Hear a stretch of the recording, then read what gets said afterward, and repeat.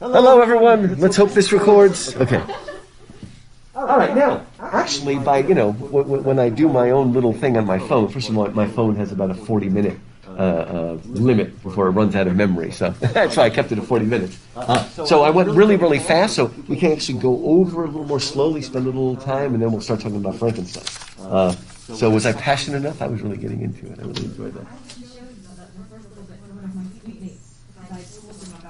Oh, good. Get him to come. It's great. Oh, speaking of it. Show my face. What's that? Can people come visit class? I mean, as long as there's room, I don't see why not. I mean, there's room in this class. I think this class is supposed to hold 18. I think it's a 36, so you can fit 18, in other words, safely. So yeah, we can sneak them in, especially if you have anybody that might be thinking about an English minor, maybe, or a major. We really need them if they want to survive. Well, there's meant to be. I mean, life is. By the way, I noticed that on Netflix they just made a new movie called Enola Holmes about the younger sister of Sherlock. It looks cute. It looks more like for kids. I might watch it this weekend. Anyway, it looks cute. But anyway, so what of you did you grow up reading Nancy Drew? I remember there was a period when my daughter would say things like "I'm on the case," and it was really cute. She would say it. Oh, that's cool. Wow. So let's look at Tintern Abbey. Again, in our book, it would be page 300, or just find Tintern Abbey. And let's again look at that center section and go a little more slowly here. I know we already saw.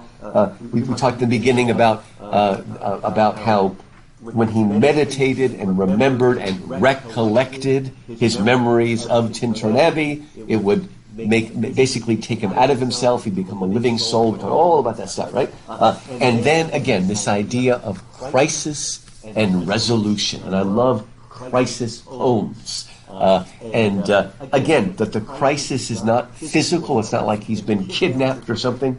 The crisis is mental, emotional, spiritual, perceptual, all of those things. It's an internal crisis where he suddenly feels cut off from the world, right? And so we said here, so we're just going to go over quickly. Again, that line 73 and 74 that's in parentheses, that's the initial phase. The coarser pleasures of my boyish days and their glad animal movements all gone by. Cute little kid, right? But most of that section is when he was just a young lad, right? And he would run like a roe. What's a roe? You know, roe, a deer, a male deer. Okay. It's a roe. But what's that? A roebuck. Yeah, that's right, Sears Roebuck. That's a roebuck. That is the full name of it, isn't it? Yeah. I guess that's where Sears Roebuck. That's the person's name, though. Sears Roebuck, I think. Anyway. Okay. Do any of you actually remember having a relationship with nature like this, where you were just running around and taking it in? Can you explain what it was like? Can you put it in words? Say it again. Euphoric. That's a good word. Euphoria. Okay, where it's just you're so excited, you're almost you can't stop. You're jumping up and down and things like that, right? How would you describe it? Adventurous. Okay. Every turn a surprise. A whole new world. There it is, right? Everywhere you turn, I mean, did you ever feel like, again, like the park, wherever it was you were there, that it was like waiting for you? You're coming there, and it's opening itself to you, and it's directing you. Preston, you were going to say something. I thought you were going to say something.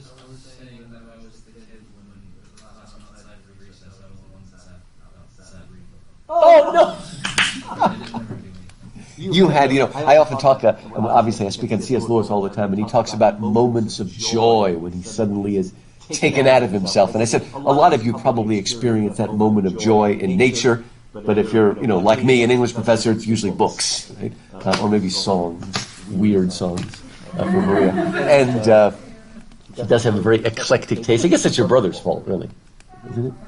Yeah, it's okay. That's good. You were a good kid sister. That's what a good kid sister does, listen to her brother's music, even if it's weird and strange, right? Good stuff. But But again, so I'm reading a book, but you go out there and you feel, right? What does this mean when he says, let me see, it's line 70, more like a man flying from something that he dreads than one who sought the thing he loved? Understand what specifically he means by that?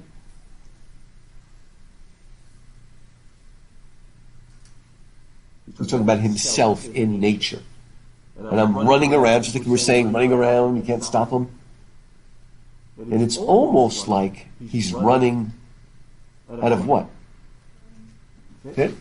Out of fear. It's odd. I mean, he does love it, but almost he's running like he's being pursued or chased. Maybe that's part of the adventure. Moving around and stuff like that. But he's trying to capture an experience that really wasn't specifically intellectual, by which I don't mean stupid. I just mean direct. All those words we've used so many times: spontaneous, unmediated, direct, I guess any other words? Unmediated, spontaneous, direct. Those would be good. Another one: unself-conscious. Unself-conscious, direct communion with things, running back and forth, and I don't, did any of you? By the way, have any of you actually stood in front of a waterfall? You've traveled a little bit, because if you live here, you're not going to see a waterfall. You got to get far away to actually see a waterfall. Okay, but cataract. You think of the word kata, means down, like catastrophe. Cataract sort of literally means running down. It doesn't mean that thing in your eye that has to be removed, okay? So cataract is a waterfall. I guess that's particularly a British word. And I've never heard an American use the word cataract for a waterfall. Have you? Oh, that's right. The King James, probably. Let's look that up. That would make sense. British. Is it still in Southern? Okay, I love that. I would look for that. I love that phrase of deep calling to deep. Wordsworth would resonate with that too, because it's almost like there's something calling to him, but it's not something that he's intellectualizing or theorizing about. It's just direct. He just takes it as if it's real, as if it's all around him. But that feeling, I just love that. The tall rock, the mountain, it says, the sky haunted me like a passion. Like it's a love affair.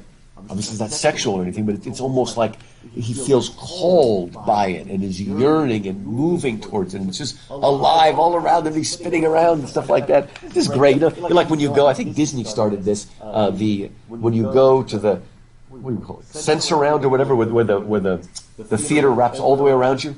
Probably been to that. Other places have that. Disney, I think, probably started it, where it's all around you and you just feel immersed in it. Those are really neat, going to those when they first opened up in Disney back in the 70s. That was such a new experience.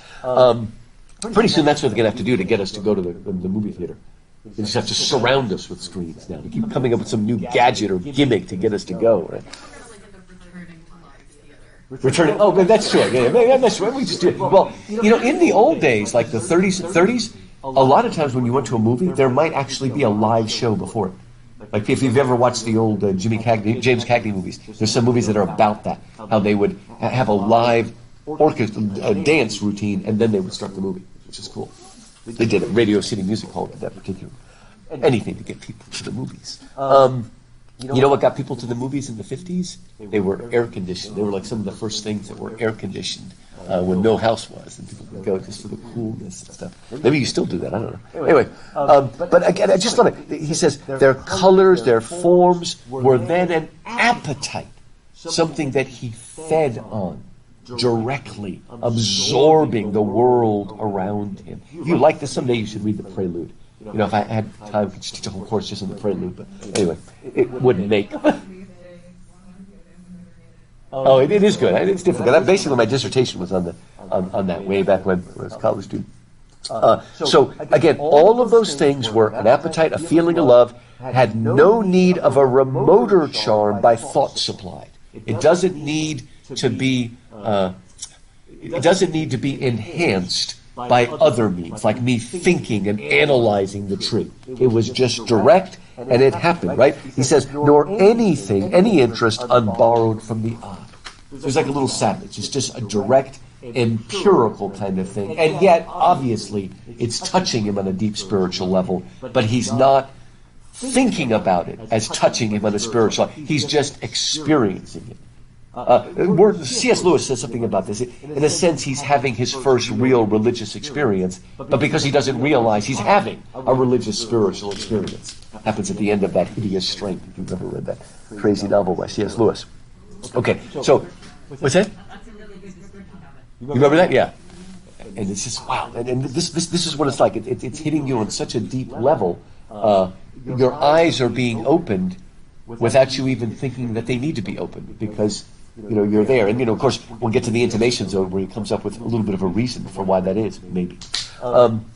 Okay, but then that time is past. It's gone all, and let me close it. It's aching joys, and it's dizzy raptures. Again, those are almost sort of sexual words, but it's actually, if you've ever read the great mystics from Julian of Norwich to St. John of the Cross or Teresa of Avila, they often use language that almost seems sexual. So does Dante, for that matter, in Paradiso. But it's something even deeper than that. It's hitting you at the deepest possible level.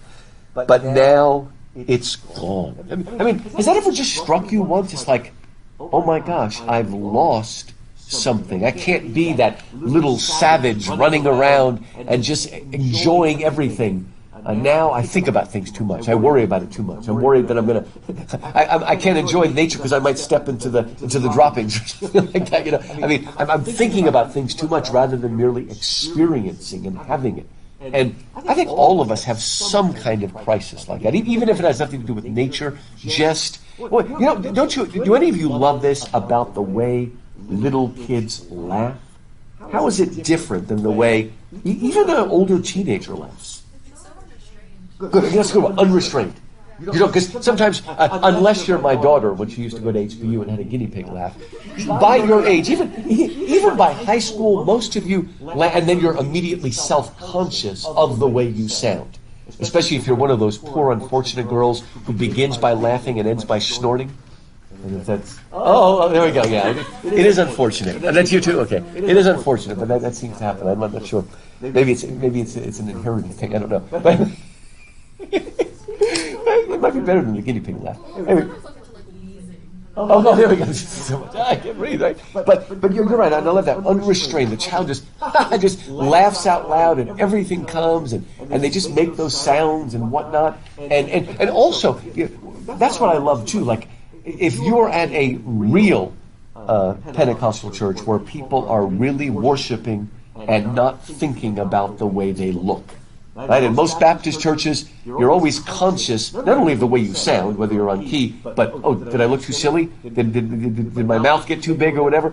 Don't think about that. It's wonderful to be at a place where the people are worshiping in such a way that it's not self-conscious. It's just almost like a direct communion with God.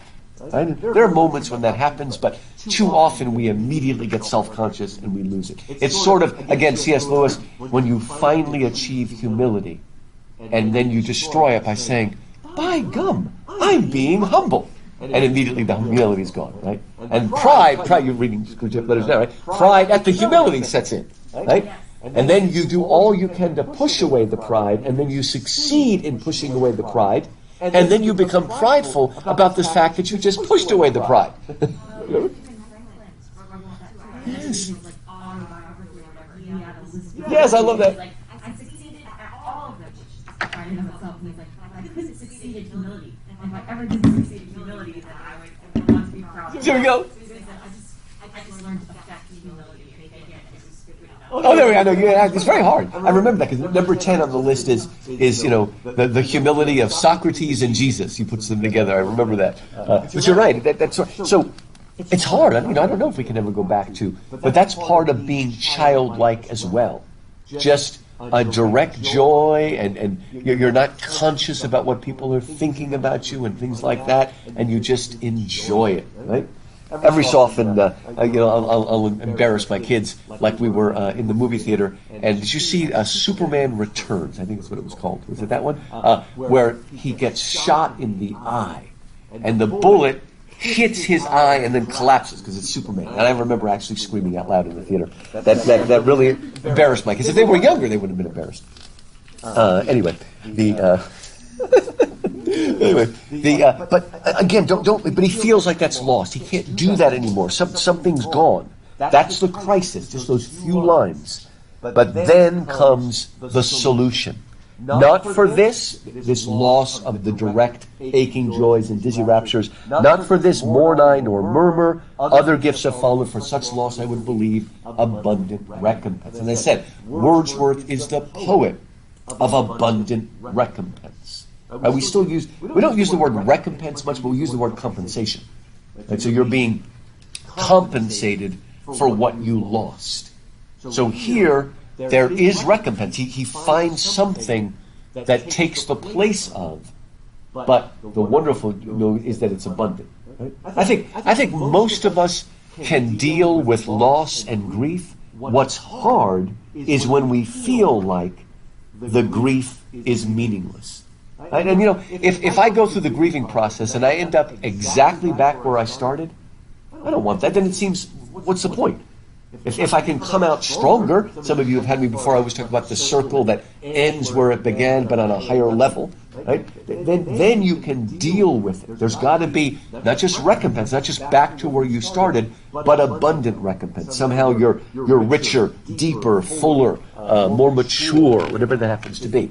And that's what he wants. And he's saying that something else has followed that is even greater than what was lost. And that's that famous passage, right? I have learned to look on nature now. The word now is almost implied in there. Now, as opposed to when I was young, now I have a different, more mature interaction with it, right? Because now he senses a presence, like a spirit in the woods, right? And I love that phrase of something far more deeply in your view, so deeply in that it can't be lost. And that phrase, the still, sad music of humanity. Now, you experience joy. He's revived his joy, but now, even in the midst of sorrow and suffering, he can find joy. So that's which is more mature. It may be less direct, but now it's fuller and richer and can handle even grief and loss. I mean, do any of you have grandparents who seem to have a sort of deep, mature love that is different than maybe when they were, just married? What is that more mature love like? Maybe you've seen it in your parents, maybe you've seen your grandparents. It's not always there, and it's harder to find. Can you describe that? Maybe any of you sense that in your parents? Say it again. They bicker a lot. Okay. It's richer. Okay, how richer? It underlines everything that they do. Okay. Does that make sense? That's good.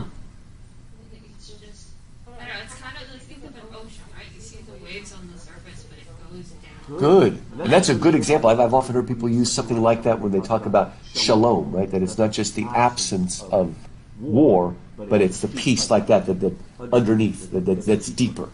If you just think of Jesus walking in the water or something, that underlies. That's hard. A lot of people don't reach, especially nowadays. Remember, people mature at different ages. Some people never mature. Some people are mature at 16. It's possible, right? Others never reach that. But I think that's part of maturity. I mentioned in my video that, again, all of us are going to have to deal in our lives with that moment when suddenly we feel like we've lost a directness and a freshness, and we feel like we can't get it back, and now we're just old, and the rest of our life is just marking time, right? But I would argue that if you get married, you're going to have to go through that, and I think if you're a Christian, you're going to go through it. Right? Have any of you ever heard someone use the phrase the honeymoon period of your faith? What does that mean? What is the honeymoon period? You're so excited to Good. have that you don't really, and you don't know it very well either. Okay. So all you see is this, not this like surface, I guess they hate that. You're just caught up in the joys. It's so much better than what you had. Good. You haven't yet noticed, and you haven't yet encountered the struggles that you have. So you're having like a great time, but you don't necessarily have a deeper understanding. Good. And with that, it's just easy to be happy, I guess. The warm fuzzies, they're just everywhere. I'm on Jesus fuel. Somebody once said to me once. And you're right, and that's a wonderful state to be in, but it doesn't last. That's a good point. That's right. It's so high. It's like wonderful. Now, God was so close to me at that camp. Now I can do anything. And then Monday morning starts and you're back in school and you're like, oh boy.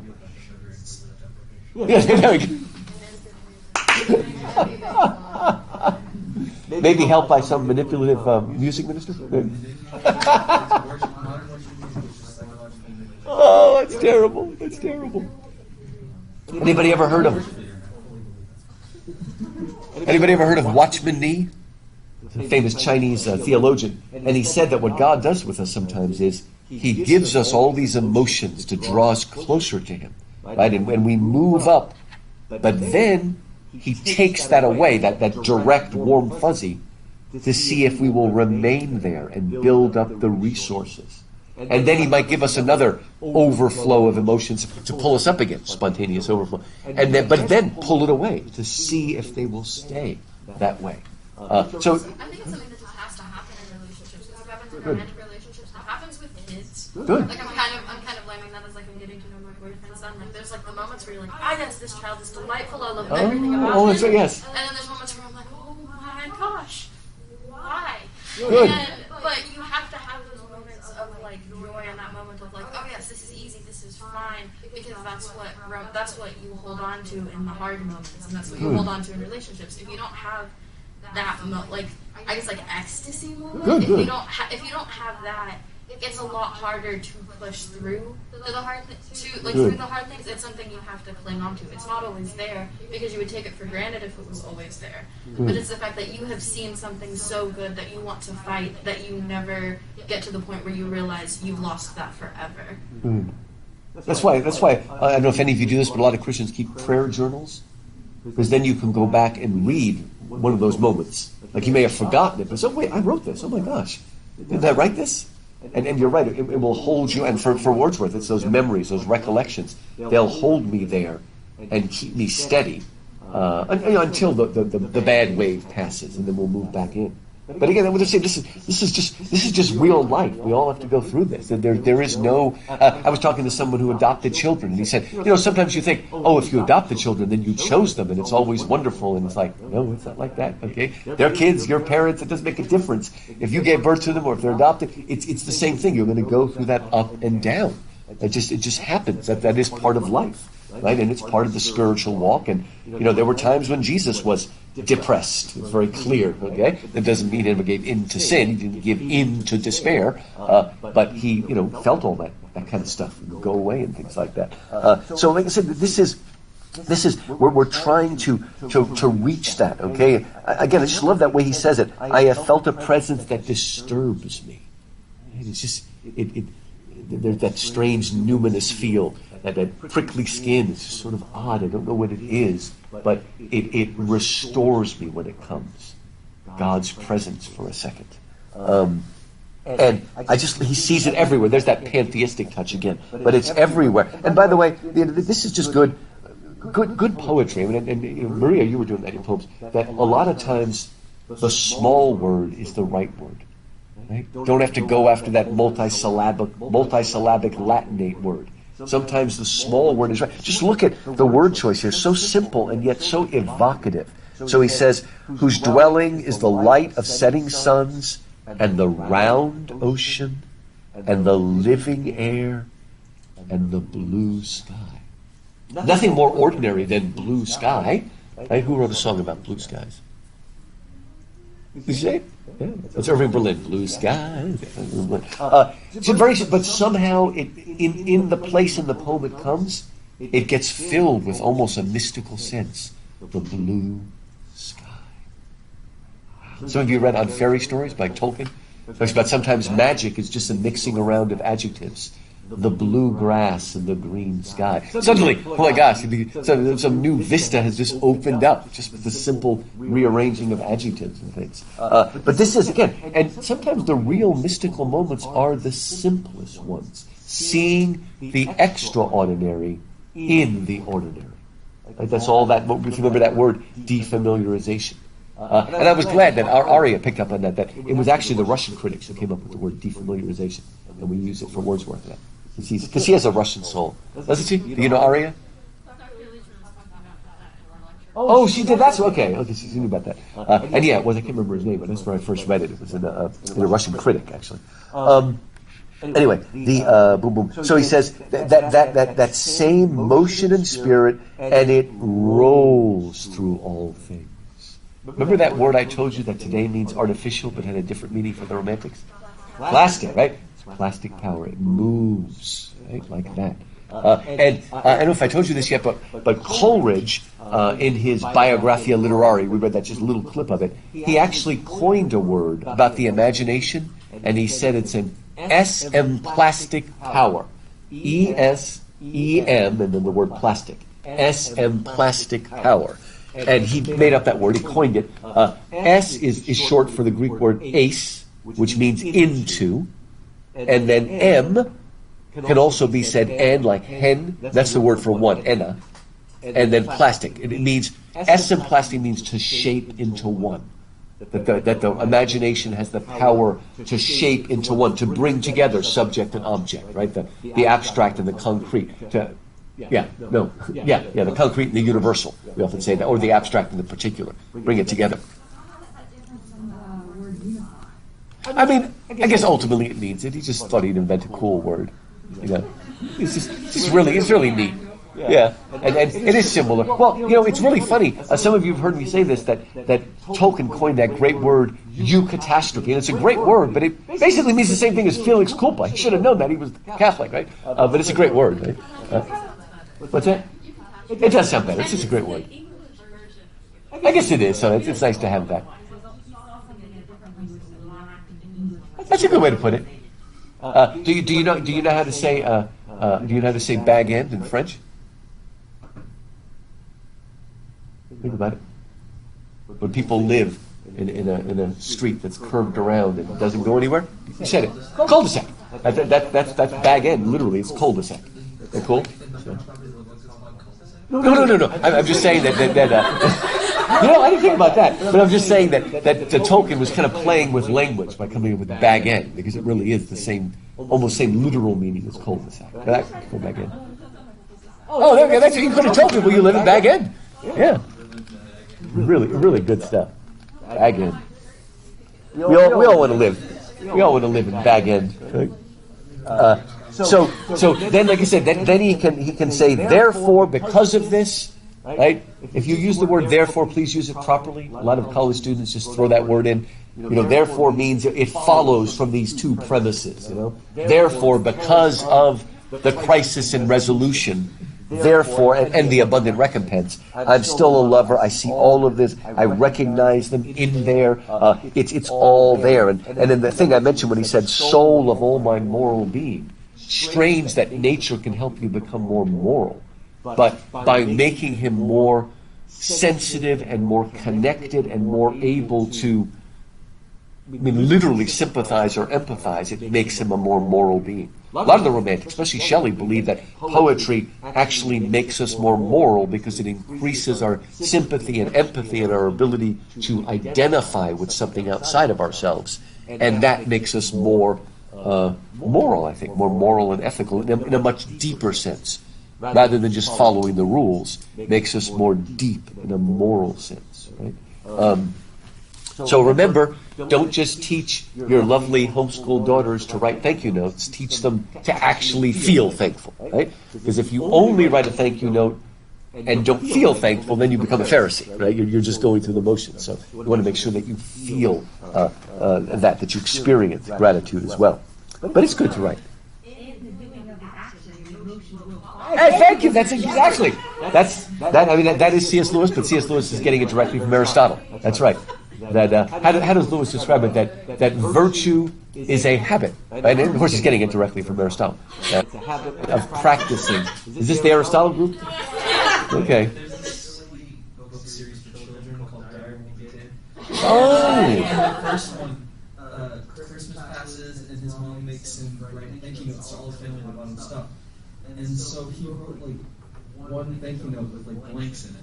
Oh. So we just filled in their name. Oh my gosh, that's And then great. It's just like, but it's at first it was really it worked because like one friend gave him like an encyclopedia, but it didn't work for the one who gave him pants. So, because it said, wow, all my friends are all jealous. My friends will all be jealous that I have my own pants. It's like, Oh, that's great. I, Oh man, I love it. I love it. yeah. Okay, I better pick up the pace here. Okay. So again, you're getting the basic bent there. Just a word before I move on.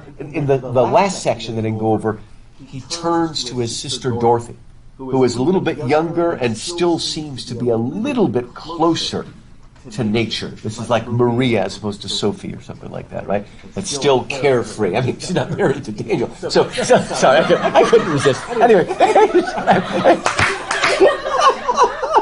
This is being caught on video. Okay. What's that? Sorry, I like Daniel. Anyway, but Dorothy reminds him a little bit more of what he was earlier on, and wishes her kind of that you never lose that. This sort of this movement of generosity out there. And he also says something so important. He says that let's see, line 125. Nature, she can so inform the mind that is within us, so impress with quietness and beauty, and so feed with lofty thoughts, that neither evil tongues, rash judgments, nor the sneers of selfish men, nor greetings where no kindness is, nor all the dreary intercourse of daily life shall e'er prevail against us or disturb our cheerful faith, that all which we behold is full of blessing. That's why good beginnings are so important. Please try to instill, let your kids experience some of that joy. I think it's more important that you give them that joy in nature than give them expensive gifts. Get them out there to enjoy things so they can build up those resources, quite literally, that can be recollected later. And that's why, to me, it is difficult when someone has their childhood robbed from them. And that's hard because you can't really get that back.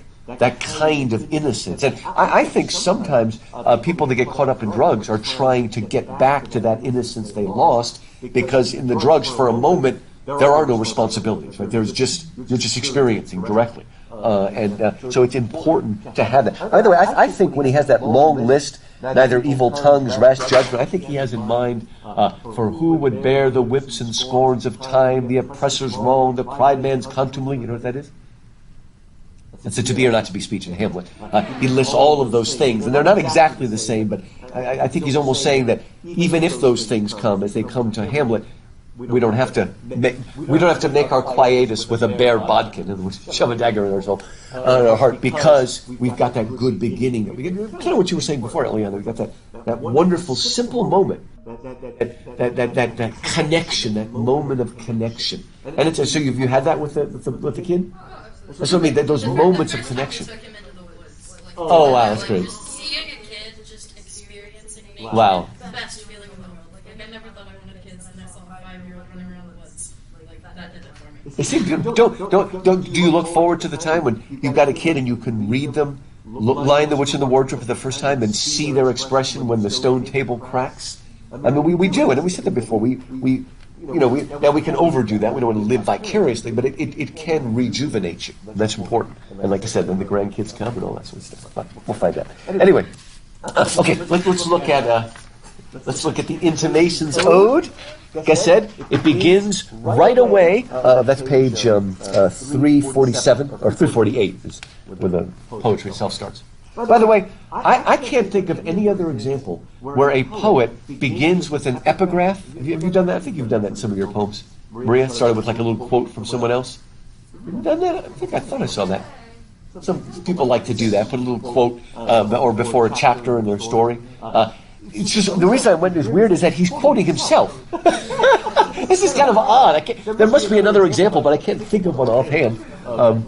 It's from a short poem he wrote. Some of you have heard it before, if I remember it. My heart leaps up when I behold a rainbow in the sky. So was it when my life began. So is it now I am a man. So shall it be when I grow old, or let me die. And then he says, the child is father of the man, and I could wish my days to be bound each to each by natural piety. And that phrase, the child is father of man, is like an oxymoron. Well, I thought the father was the child. The father was the child. But no, the child is father of the man because everything that happens to the child builds the adult consciousness. And that's really what this poem is about. And maybe basically, he wrote that short poem, My Heart Leaps Up, and then he decided someday I'm going to expand on that. And then he did, maybe. But it's just kind of cool that he does that. So, again, do any of you... By the way, I said this really quickly, but did anybody notice that, like, little babies love to look at fans? I remember just why they like, especially if it's a fan with a light. And I've always thought, well, maybe if our soul did pre-exist, maybe they're remembering the angels, right? The fiery wings spinning and all that sort of stuff. I don't know. And like I said, I would call this biblical. It's not unbiblical. Like I said, reincarnation is not. We have one life, one soul. But is it possible that our soul existed even briefly before it came into our body? Maybe. Certainly wouldn't want to make a doctrine out of that. But I mean, it's, I don't know. Do we have? I mean, have you ever felt like you had an antenatal? Anti spelled with an E is like antebellum South, means before. So antenatal or prenatal. You ever felt like you had a memory of heaven or anything? You ever had that sense? I don't remember people talk about like blood memory, like Cool. when they aren't born in, or like when they don't live in the country that their ancestry was from. Oh, that's like, cool. When they visit places that they're from, like Oh, I like that. My boyfriend said it was a really weird experience the first time they ever went to Norway. He's like, I've never been here, but this feels more like home than any other place I've ever been. A lot of people have similar experiences, like when they go to like the home of their ancestry. Like, I like there's that. That's something, cool. there's something about it that like it's where we're from. That's cool. You have any of that? You got that Native American background? Yeah, whenever I go to Oklahoma or visit the tribe, like when I first went, I was like 6, and I like cried, and I told my mom I didn't want to leave. Like, and my mom, I get my Native American side from my dad. Okay. So my mom was like, "What do you mean you don't want to leave?" Like, and I was like, "This is my home." And she Wow. was like, "Home is in Texas." That's cool. See, it's something deep at such a deep level. How old were you when that happened? 6. Oh, say, but you still remember it pretty vividly? That's kind of, so that would suggest that your experience was, again, not intellectual, but more directly emotional, but maybe you couldn't even put it in words. I guess the way you put it in words is, this is my home. I guess that's pretty much how you said it, right? Does anybody remember what Jewel the Unicorn says when he gets to Aslan's country? Come on. I've come home at last. This is my real home, right? I never knew it till then. Maybe everything before reminded me of Aslan's country when he gets to heaven. Good. Now you're in the reality. So, and what I was trying to explain, okay, part of Christianity, and thankfully this now includes Maria, okay, in Adam's fall we sinned all. Sorry, we're talking about original sin, okay, so I'm glad you've come into the fold. It's kind of funny. You're now miserable too, original sin. Okay, anyway, but but anyway, I'm glad you all saw where I was going so quickly. The way it's usually put in the old little Puritan poem is, in Adam's fall we sinned all. So we participate in the sin of Adam. But I would argue that, all right, if you're going to have that, quote, negative view that we participate in the sin of Adam, then don't we participate for when he was in the garden too? I mean, I really do think we have, not a direct memory, more like what you just described there, like a memory of Eden. And the reason I believe that is, do you notice how all people say, and you said it yourself, that this world should be better than it is, or I should have been born back then, or I should have been born 100 years from now, whatever, that the world should be better. And even people that are atheists, they seem to think the world has never been better than it is. Give me a break. Unless we were in Eden. And I really do think that we have that deep sense written in us somehow. Did you all study tabula rasa? John Locke? What does that mean when he says we are a tabula rasa or a blank slate? Did anybody study? What did Locke mean by that? Influential idea.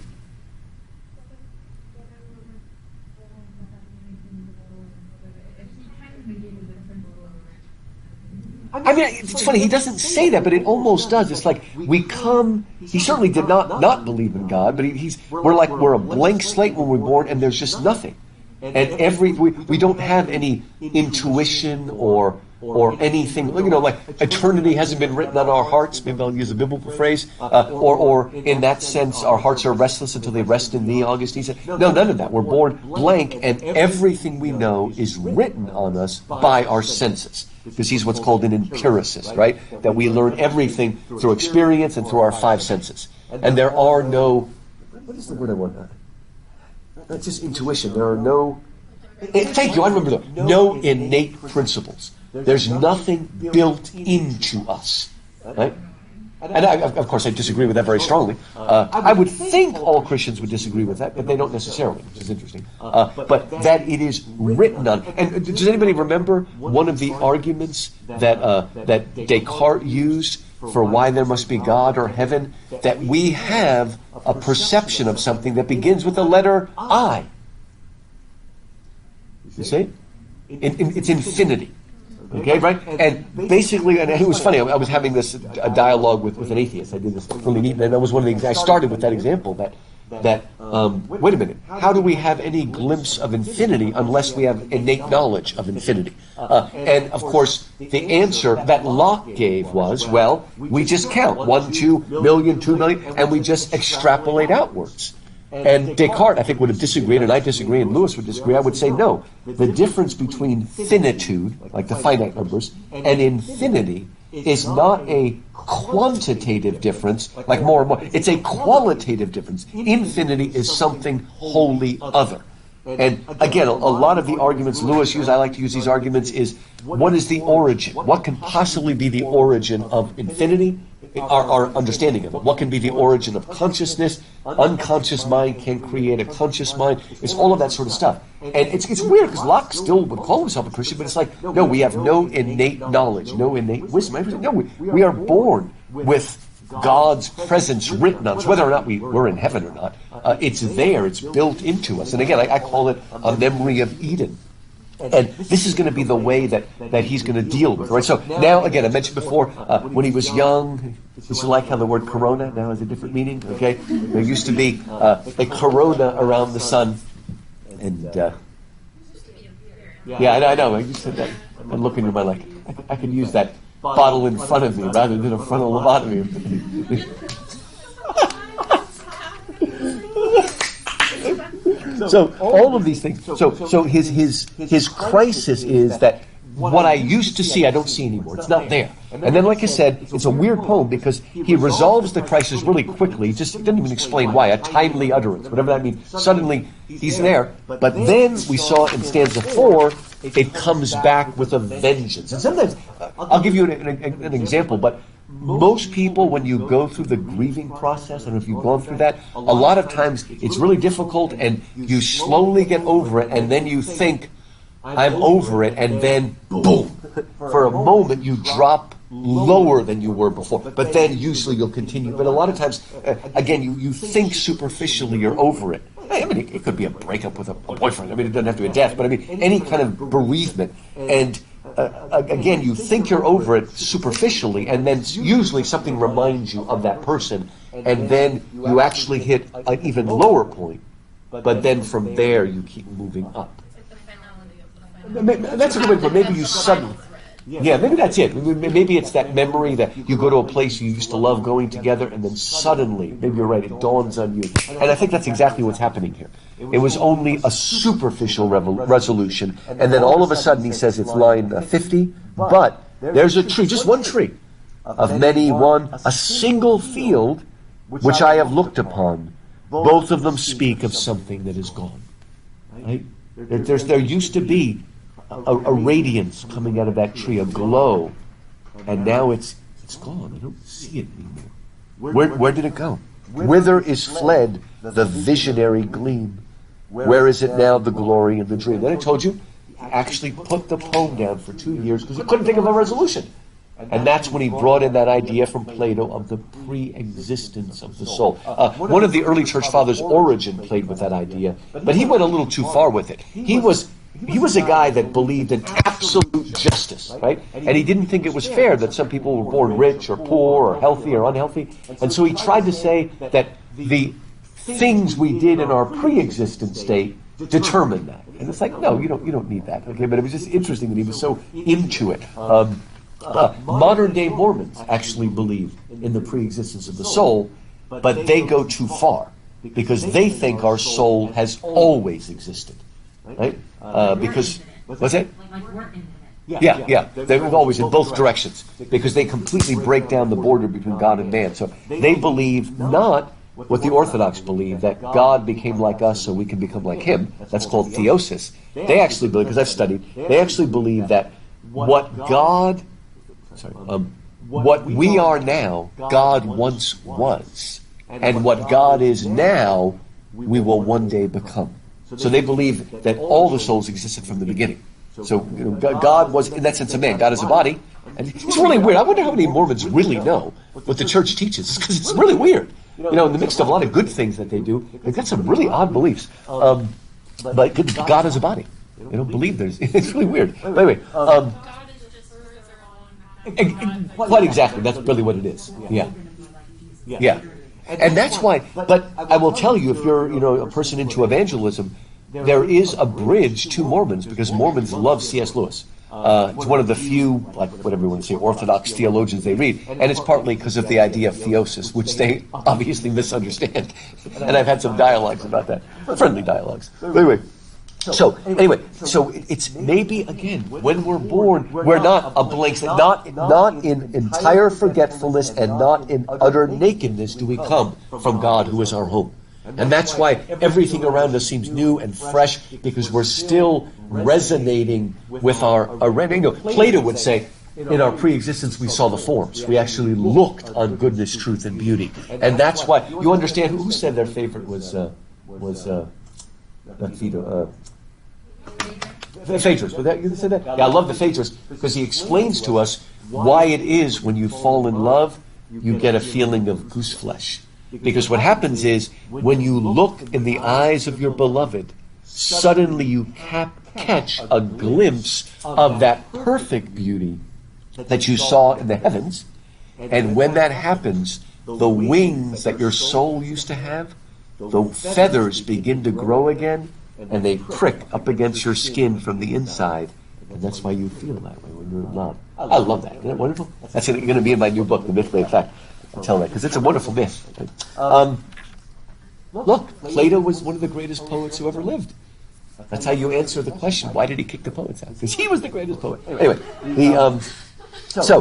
but then it fades away. We no longer notice it anymore, right? And as I mentioned before, nature almost forces us to forget the past, so we will live in the place where we are. And that's why, I don't believe in reincarnation, but I guess you could argue, if God allowed reincarnation, he's nice to make us forget our previous life, or we could never live this life. And of course that's what happens in the end of the Republic. The myth of they drink from the river Lethe, which makes them forget their past life, and then they take on their new life.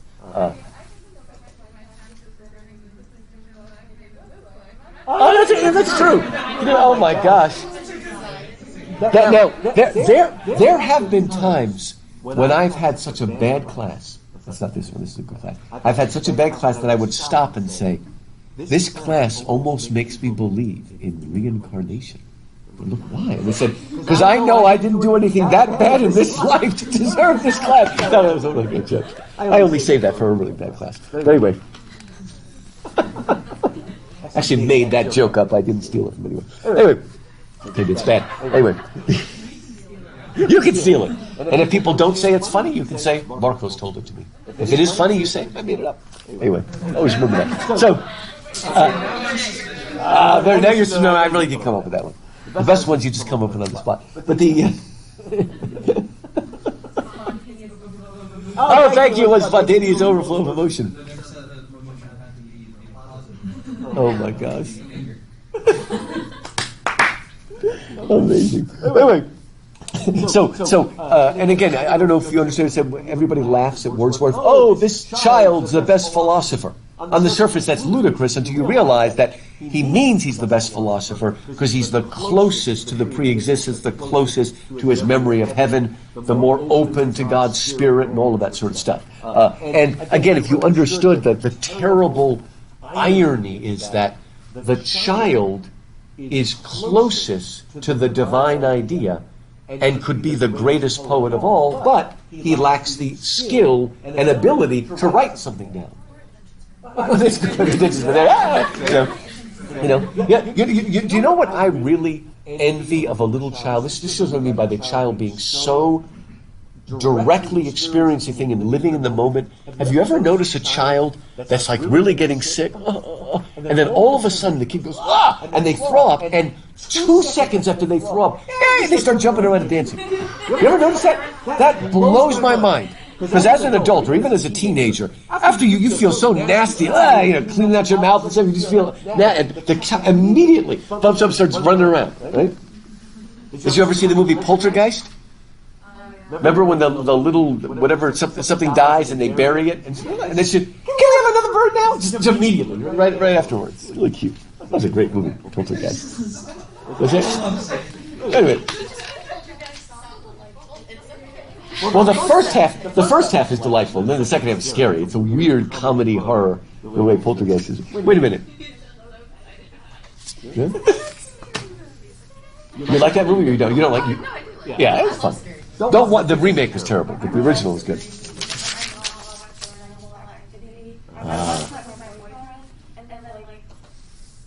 I love horror movies, okay?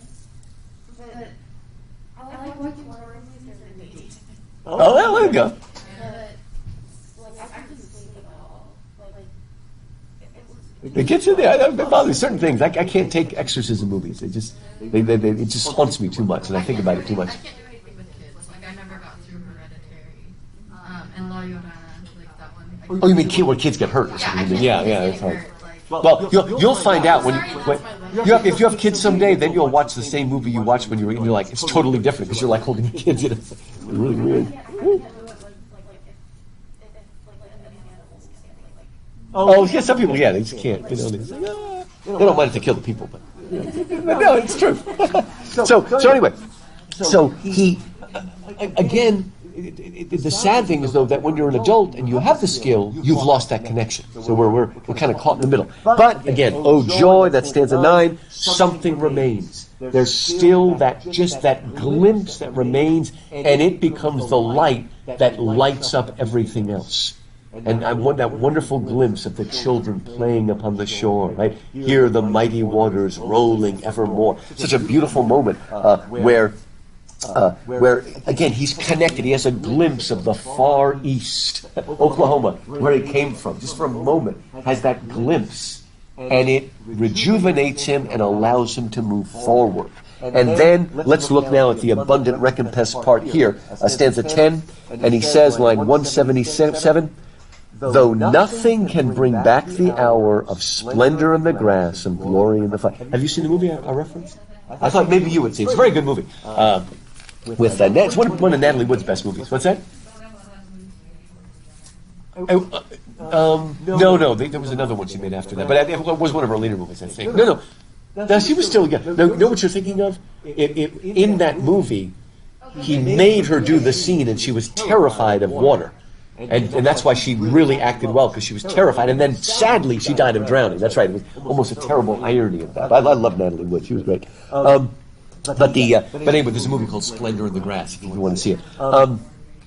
So again, nothing can bring that back. Okay, I can't simply go back and be a child again. Folks, if you want to mature, you have to accept that. You can't simply go back. But, and again, in your marriage, you can't exactly reclaim the honeymoon, but you can take the joy and find. And anyway, a lot of times when people want to go back to the honeymoon, that's laziness. I want to go back to the time when it was so easy to love this person and sort of give way and all that. And it was easy, not because you were a great moral person, but because you were overflown by your love. This is why Lewis said, if the only reason you marry is for a flood of emotions, it ain't going to last. Okay? There needs to be something deeper, a deeper connection that's assisted by the emotions, certainly. I don't think you should marry a person because you're unattracted to them. Don't do that nonsense, okay? What's that? That's fine.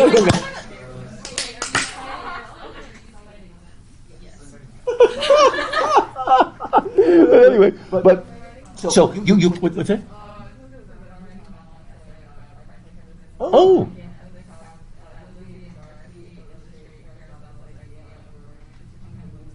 Oh, that's good. See, that's good. And I'm writing mine on marriage and respect. Oh, there we go. See, it's good stuff. Yeah, it's good stuff. Yeah, that's good. Yeah, it's funny when somebody says, "I can't marry their person. They're too much my friend." Well, that might be a good foundation, actually. But anyway. So I can't bring that back. But we will grieve not, rather find strength in what remains behind. So I'm not going to simply return. Rather, I'm going to find strength. I'm going to gather those intimations of mortality from recollections of early childhood. I'm going to grab a hold of them and move forward. So again, I'm not going to see that corona. I'll have to settle for the beer. Or the virus. I'm not going to see that anymore. It's not really there. but I'm going to reach back and gain strength. And where is it? From the primal sympathy, which having been must ever be. If it was there once, if I once glimpsed it, it is still there deep inside of me. Right? The blood memory, I like that. In the soothing thoughts that spring out of human suffering, in the faith that looks through death, in years that bring the philosophic mind. So now, it's a deeper philosophy. It's a philosophy that draws on the past, but can also think about, can be grateful for it. First of all, can reflect on it and bring a deeper, again, he doesn't use the word here, but this is abundant recompense. I found compensation that is even greater than what I lost. And then, again, stanza 11 is almost a sort of therefore again. Oh, ye found Allah, keep going, he says. Look, in my heart of hearts, 190, I still feel your might, I still feel your beauty. I only have relinquished one delight, to live beneath your more habitual sway. I've lost that. I can't be just completely overpowered by you the way I was when a child. But that's only one little thing. But now I have a deeper connection with nature, with God, with my spouse, with my boyfriend or girlfriend. I have a deeper connection. He says, I love the brooks which down their channels fret even more than when I trip lightly as they. I've got a deeper love for everything. The innocent brightness of a newborn day is lovely yet. The clouds that gather round the setting sun do take a sober coloring from an eye that hath kept watch o'er man's mortality. By the way, he's still only 34 when he's writing this, so he's still not that old. But he now feels like he's gotten a wider perspective. He can now stay and watch and take a fuller, a fuller. Words are escaping me now. Another race hath been, and other palms are won, thanks to the human heart by which we live, thanks to its tenderness, its joys and fears. To me, the meanest flower that blows can give thoughts that do often lie too deep for tears. Has anybody seen a movie? It's a rather disturbing movie, but where the young man is always taking pictures of like plastic bags floating in the wind? Yeah, American Beauty. Now, if there's a disturbing movie, there's actually a lot of truth to that movie as well. And again, trying to find a deeper beauty and truth, even in this red. And in some ways, that's what Flannery O'Connor does in some of her, and that's why they're often disturbing too. Just like that movie's disturbing. That poor guy that directed that movie, his first movie, he won the Oscar. That's like a curse in Hollywood. You can never. And he made a couple other good ones, but not. He never quite got that again, and it's very difficult.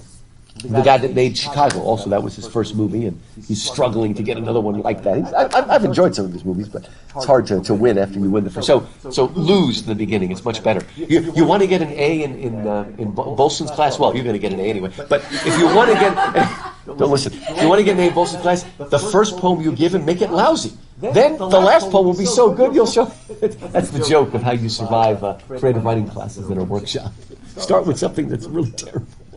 You got to have some improvement. Okay, so again, thanks for that. Now, even the smallest object can bring to me a depth of understanding and beauty. So, okay, I want to prep you now for what we're going to do with Frankenstein and the paper that you're going to write. Okay, and again, if you okay.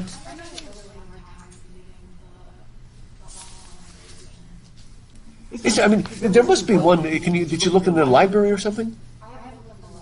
There's got to be some copies. I mean, don't even worry if it's not the 18. The basic thing you're going to do. So maybe look in the library, or well, I don't know if you're going like half-price books. I'm sure you could find a copy for like $1. Yeah, you could probably find $2 at the most, probably even $1. And just read that. That's fine. Yeah, just use whatever at this point. Yeah, I really. This is crazy, but yeah, but do get. No, don't worry. How are other people doing? Something like that. Okay. You were able to find it. Okay, that kind of stuff. And look around. And you know what? After class, come to my office, and I'm sure I've got some other edition I can give you. I need that because I'm going to teach. But did anybody else not been able to find one yet? Okay, you two? Well, come. I might have two. Probably. I'll look. If I have them, I'll let you borrow them, whatever they are. But just to sort of prep you for this, now the description of the prompt is on page 2, but it will help you by. Here it is. It's in my book. By looking at that, and in that 2-page handout, I start by describing what this thing called the Byronic hero is, and you can read it. And basically, what I explain there is that this character is as old as Adam and Satan and Prometheus. Okay, it's an old character, but after the French Revolution, this character just seems to get more and more persistent, not only in literature, but even in life. You could argue that Napoleon is a Byronic hero, who ends up cut off from the rest of humanity, dies in exile on the island, right? But it becomes more and more pervasive, and Lord Byron himself wrote a series of poems. They're what we call narrative poems. They're written in rhyming couplets, but they're very fast reading. They're called the Oriental Tales because they take place in Asia. Remember, when a British person says Orient, he doesn't mean China like we do. He means like the Middle East and Turkey, the place where they have, what do you call those, harems, the exoticism of the East. That's what he means by Oriental. Just like when you get to Frankenstein, there's an Oriental tale mixed in there with that girl and her nefarious father, the Turk, and stuff like that. And you know what's really funny about this book? In one sense, Mary Shelley would have considered herself a super liberal, as was her husband, as was her mother, as was her father. Her mother was in some ways the first feminist. Although even Mary Wollstonecraft, if you read her, even though she was one of the first feminists, she's like, of course I'm going to raise my children. What do you think? I'm going to abandon my children? So, things have changed. It's really kind of funny. But anyway, but even though she was in that sense very liberal, it's really funny that she talks about a Turk, and at first I thought she was going to show him as really good, and then she shows him as evil, and then she gives us that peasant family, and it's like, oh, she's showing such, what do I want to say, such sympathy, and showing that poor people can be noble too, and then we find out that they're noble people in disguise. It's so funny. I don't know if anybody's ever seen a movie called The Gentleman's Agreement. Maybe Maria. It's also by Ilya Kazan. It's not a true story, but Gregory Peck, is very dark-haired, real good-looking. He wants to understand anti-Semitism, so he just pretends to be Jewish. He looks like he could be Jewish, and so he pretends like he's Jewish, and then suddenly everybody treats him differently. They throw him out of the club, all that sort of stuff, and he writes an expose. His girlfriend almost leaves him, and then it has a happy ending. Well, there was, I can't remember his name, but there was a Jewish comedian who watched the movie with a Gentile friend. And after he watched the movie, he said to him, what do you think the message of the movie is? And he said, you should always treat Jews nicely because they could be Gentiles in disguise. So I don't think he got the point. And that's what I feel like with Mary Shelley here. But anyway, she tried her best. But anyway, but in these tales, nobody reads them anymore, but later on he wrote a really good one called Manfred, and that is worth reading. That's really good. But the tales themselves, and he also wrote something called Childe Harold's Pilgrimage, those are worth reading. They're the last things he wrote. The early ones are more like, what's the word, Pulp Fiction. But they were extremely influential because they always had a hero. Usually it was a guy. There was often, the female version of this Byronic hero is what we call a vamp, which is short for a vampire. It's the femme fatale. Have you ever heard that phrase? The best comment ever made on the femme fatale was, I'm not really bad, I'm just drawn that way. You know that from Who Framed Roger Rabbit? One of the greatest lines. That's what Jessica Rabbit says, because she's drawn real sexy. I'm not really bad, I'm just drawn that. It's also a great discussion about free will and predestination. You can write an essay on that. But anyway, but not for my class. I mean, yeah, okay. But oh my gosh. I'll never forget, I had somebody, when I teach the romantic version, I have to write a big research paper. one of these students of mine that wasn't very good wrote a research paper on the Byronic hero, and he gave me like one paragraph on the Byronic hero that he quoted out of the encyclopedia, and then he spent the rest of his paper talking about Byronic heroes in role-playing games that he liked. And I'm like, this really doesn't work. I just couldn't believe that. Anyway, so don't do that. We're no research papers here, so you're okay. That's my upper level. Anyway, so this guy is usually very, very moody, and he's usually committed a sin, some kind of taboo, or he sought after knowledge that he shouldn't have had. Sometimes he's killed someone in his family, sometimes it's incest, sometimes he's just unlocked a secret that wasn't meant for human eyes. Oftentimes we're never even told, we're never even told what it is sometimes, but what it does is it cuts him off from other human beings. He might even be, as I start this, often he begins life, like Frankenstein, wanting to help humanity. I'm going to defeat death. That's what Frankenstein wants to do. What better thing? Or if you've ever read Dr. Jekyll and Mr. Hyde, what is he trying to do? Find a way to do what? Good, remove evil. In a sense, almost remove original sin. I want to remove the evil side by separating it out, and all he ends up being is destroyed. But he wanted to help man. If you know the story of Captain Nemo, he actually wants to bring world peace, but he's doing it by blowing up ships and killing nice sailors like Kirk Douglas, okay? This is a terrible thing to do. Wonderful movie. 20,000 Leagues Under the Sea. So they might have a noble goal. They want to be great, but they overstep the boundary. They do something that shouldn't be done. They cross a line, and they're cut off now, and they have no fellowship. They might get a girl, but if they do, they'll always end up destroying her at the end, right? Because they just can't. They can't be with people anymore, right? And in some ways, they're now a greater person, but that gift has brought a curse, like becoming a vampire. Now you live forever, but you're living in darkness. Well, that's probably most college students actually. Living at night. Okay, you have to sleep in a coffin. Yeah, there we go. Maybe that's a good thing. That's right. Yeah.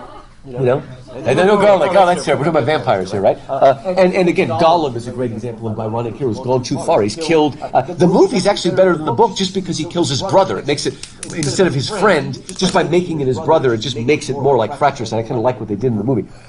Same basic concept. What's that? Oh, yeah, and if you listen to the movie, it's his brother. Which still got the same name, Deagle and Smeagol, but it just makes it a little bit more like a Cain and Abel story, right, that you've done it. So whether you're Prometheus stealing the fire, or you're Oedipus, who, even though he didn't know he was doing it, he committed incest and patricide, two of the worst taboos. Orestes kills his mother, matricide, okay, and he's pursued by the Furies. That has a happy ending. Usually it doesn't have a happy ending. Good? Well, I mean,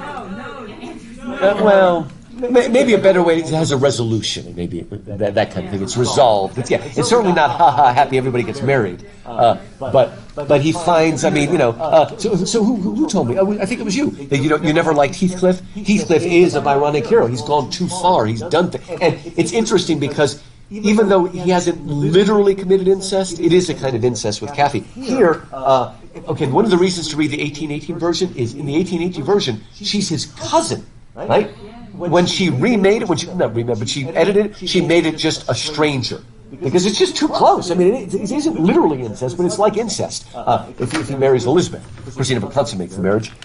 Don't do that. Let me lock you in the room and go out.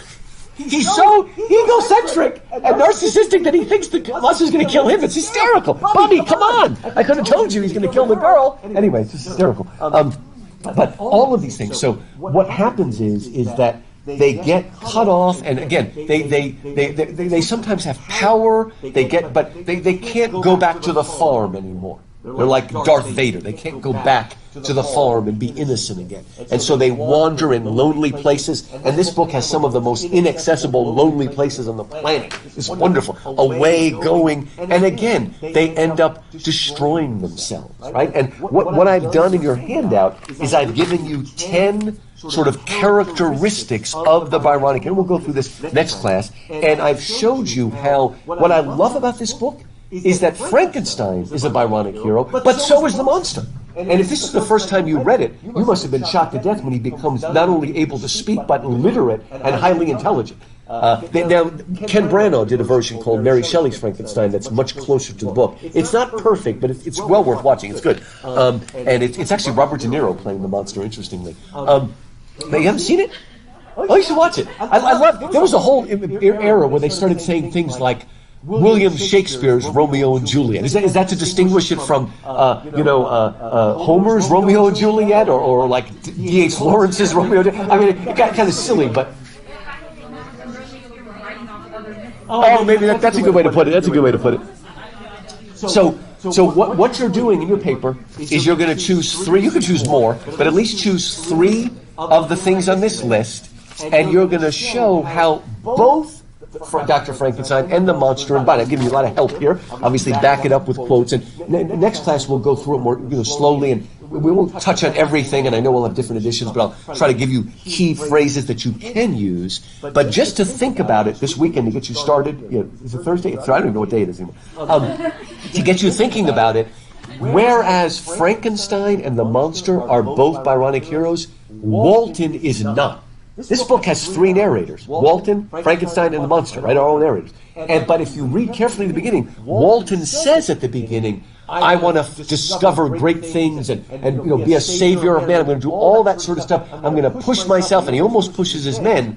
But then he says, but don't worry, dear sister, I won't be shooting any albatrosses.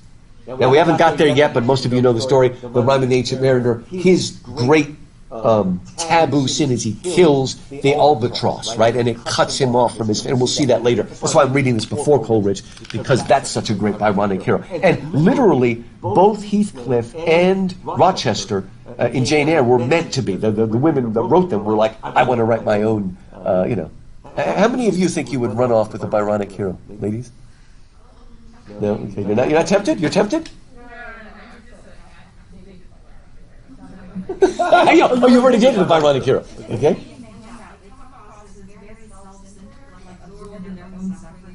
They really are. That is often what happens.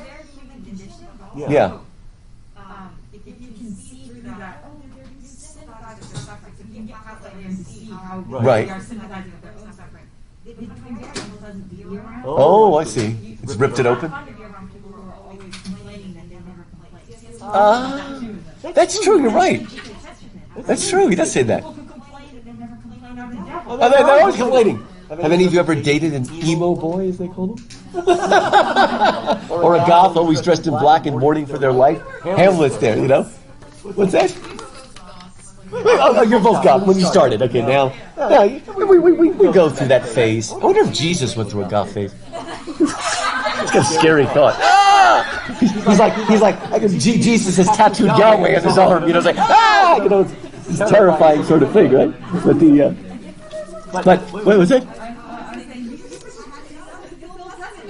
Oh yeah, that's true. Oh, that's right. Yeah, that's right. Don't even do that. Don't even do it, right? But so be thinking about that as you read, and assemble those things, and we'll go over it all on Tuesday. But I want you to kind of move out of the box here and come up with that, and that's good. Okay.